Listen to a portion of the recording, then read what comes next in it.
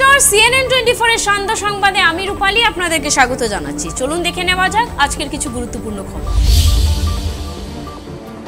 শিলচর সোনাই রোডের কাস্টম কোয়ার্টারে এক যুবকের মৃতদেহ উদ্ধার, এলাকা জুড়ে চাঞ্চল্য। শিলচর সোনাই রোডের কাস্টম কোয়ার্টারে এক যুবকের মৃতদেহ উদ্ধার। সোনাই রোড এলাকায় চাঞ্চল্যকর পরিস্থিতি। ঘটনাস্থলে উপস্থিত রাঙ্গিরখাড়ির পুলিশ। সোমবার সকালে স্থানীয় জনগণেরা দেখতে পান সোনাই রোডের কাস্টম কোয়ার্টারে এক যুবকের মৃতদেহ পড়ে রয়েছে। মৃতদেহ দেখে চিনতে পেরে স্থানীয়রা খবর দেন শিলচর শরৎপল্লী মৃত যুবকের পরিবার এবং রাঙ্গিরখাড়ি আউটপোস্টে। সঙ্গে সঙ্গে রাঙ্গিরখাড়ি পুলিশ ও মৃত যুবকের পরিবার ঘটনাস্থলে উপস্থিত হন। তারপর ম্যাজিস্ট্রেটের উপস্থিতিতে মৃতদেহটি উদ্ধার করে ময়নাতদন্তের জন্য শিলচর মেডিকেল কলেজ হাসপাতালে প্রেরণ করেন তারা। নাম কি দাদা? না ডাকি কুটি আর কি নামটা আছে রাজকুমার। মানে কিতা হইছে ব্যাপারটা? এখানে যে জানি না তো, এখন আমি জানি না তো। কেউ মারিয়া উড়িয়া ফেলাইছে না? কোনো সন্দেহ আছে না আপনার? না, আমার কোনো সন্দেহ নাই। আপনার নাম কি? আমার নাম মমতা। তার মা আপনি? তা আপনারা কে খবর দিছে? আমার মানুষের যায়, আমার দাদুর মানুষের কইছে কয়ের মেরুম এই মানুষ মারা গেছে, তোমরা ছেলের মতনই দেখিয়া গেছে, ওই খবর কইছে।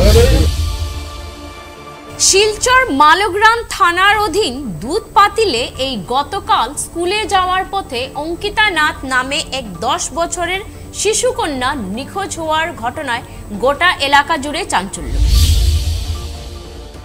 শিলচর মালুগ্রাম থানার অধীন দুধপাতিল থেকে এক শিশু কন্যা নিখোঁজের ঘটনায় চাঞ্চল্য ছড়িয়েছে। দুধপাতিলের অসীম নাথ ও নবমী নাথের 10 বছরের শিশুকন্যা অঙ্কিতা নাথ গতকাল দুধপাতিল MB স্কুল অঞ্চল থেকে নিখোঁজ হয়ে যায়। এ খবর পরিবারের লোকজনের কাছে জানানো হয়েছে। যদি কোনো ব্যক্তি ওই শিশু কন্যাটিকে কোথাও দেখতে পান বা তার কোনো খবর পান, সঙ্গে সঙ্গে নিকটবর্তী থানায় যোগাযোগ অথবা আমাদের সাথেও যোগাযোগ করার অনুরোধ জানানো হলো।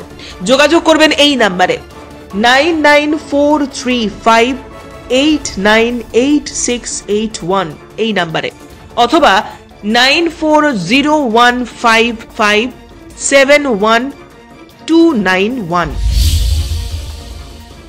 913 নং ধোলছাড়া বটতল এক্সটেনশন LP স্কুলের প্রধান শিক্ষকের বিরুদ্ধে অভিযোগ এনে অতিরিক্ত জেলা শাসককে স্মারকপত্র প্রদান করল স্কুলের পরিচালন কমিটি।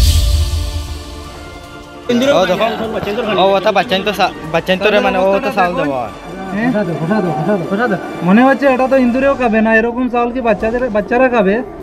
একটু দেখেন ছাত্রদেরকে কিভাবে চাল দেওয়া হচ্ছে, একটু দেখুন। এক সমস্যা হচ্ছে 913 নং দলজা বটতল এক্সটেনশন LP স্কুল নিয়ে।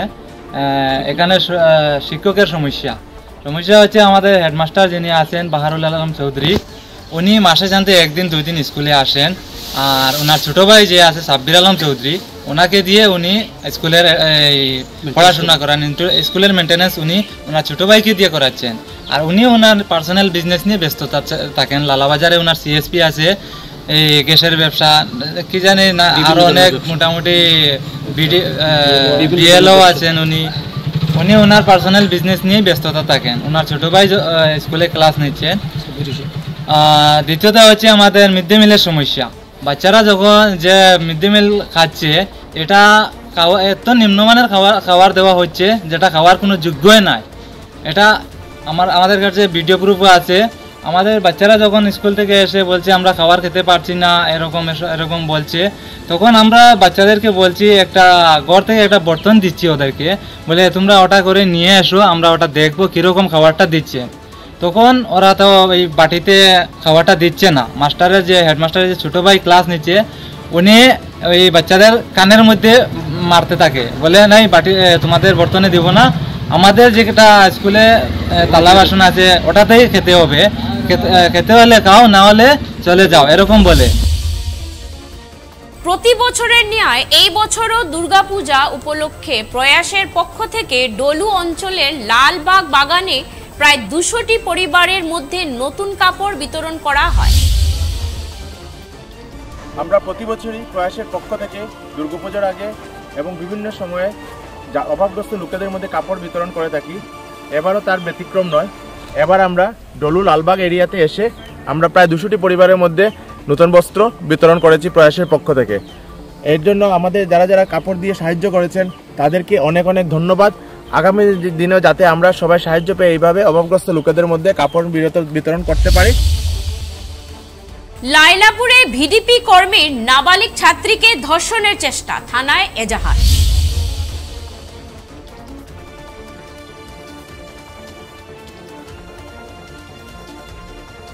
আমি স্কুল যেতে সময় হলে দোকানে টিসি কলম লইতাম করি, বাদে আমার কোন মনে বাড়িতে কিনে লইল, আর আমি কলম লইছি, লইতেও আমার হাতত দর্শন ধরে মুখ টিপে আমার ধরে আমার লগে খারাপ আচরণ করতে চাইছিল। বাদে আমি যাতা করে ছুটিয়েছি, ছুটিয়ে বাদে আমি খেয়ে কইছি স্কুলও গেছি গা। বাদে স্কুলও যাওয়ার বাদে বাদে বাড়িতে আই গেছি, কদিন পরে স্কুলে গেছি না।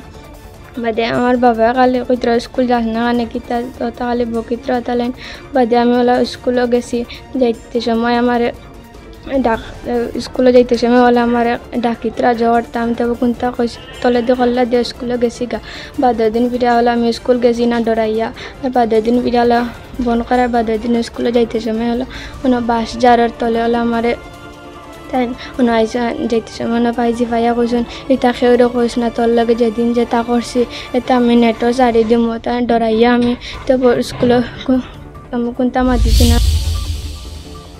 CNN 24 এর শান্ত সংবাদ এ পর্যন্তই, ধন্যবাদ।